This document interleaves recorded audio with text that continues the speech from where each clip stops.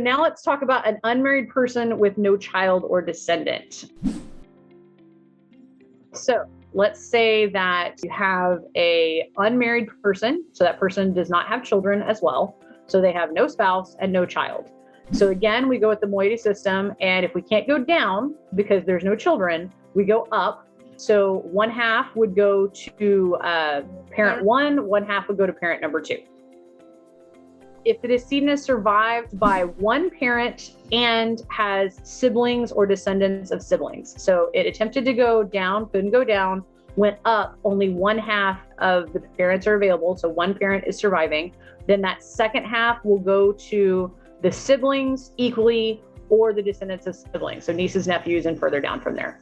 Let's say the decedent is survived by one parent, but either has no siblings or their siblings have passed and the siblings had no descendants. So you had an aunt or uncle, they passed, and they didn't have any children. Then 100% will go to that surviving parent. So it's just like the previous rule that we talked about. Right. Now, let's say that neither parent is around. So it went down, nobody down, went up to parents aren't around, then it goes out. And so then 100% will go to the siblings or those descendants of the deceased siblings. So it'll go up and over to your siblings. So your brother or sister would be the one that would inherit. If they predeceased you, then their children, so nieces and nephews. And again, all these scenarios apply if and only if you don't have a will. So if you have any desire to give to someone that's not one of those family members that we talked about. So maybe you have a really good relationship with a cousin that you treat as if they're a niece or nephew, or you treat as if they're a son or daughter, or you have a child that is a close family friend that's kind of your adoptive child. So in my case, I have a really close family friend and I don't have any children of my own, but I am an adoptive aunt for one of my friend's children because he doesn't have any aunts or uncles. And so in that case, if I were to pass, I would definitely want that child to be able to take a share because I want to, be a good aunt and be able to help take care of him. So in order to do that, because I have not legally adopted this child, it's just kind of an informal relationship, I would need to codify that in a will. And the same is true, like I said, and a lot of times in Hispanic families, you'll have cousin brothers, uncle dads. If you have a situation like that where you want to be able to treat a niece or nephew who doesn't have a father figure in their life as a child, you need to codify that one in a will as well, just because that's not a legally recognized relationship. So you can get really creative in a will, right? You don't need to follow the local rule. So correct. I think this is a misunderstanding. A lot of people think, oh, I don't need a will. I'm still young, right? I'm in my 20s, 30s. Maybe I will think about to have a will when I at my 60s, right? But I think in the modern world, that's a misunderstanding. I would say if you don't like the court arrangement, or if you have someone special but who is not related to you, and then you want that person to be benefit if anything happened to you, you need a will. Maybe start drafting a will or thinking about a will today.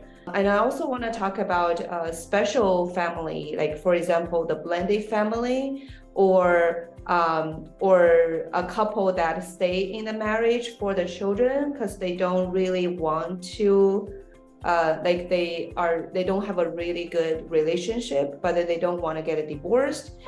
They're staying together for the children. So those families you might want to have another arrangement because you would think that the local law is not going to be the best arrangement for your situation. Correct. Now, and something to point out, we talked about blended families earlier. When I said that all children take, they're all of your natural born children. So let's say that you came into a marriage and you have stepchildren. According to the intestacy laws of the state of Texas, stepchildren never take. So if you have stepchildren that you care about and you like, and you want to be able to take a portion of your property and you want to be able to share it equally, for a lot of people, even if you get children through a marriage, like they're still your children.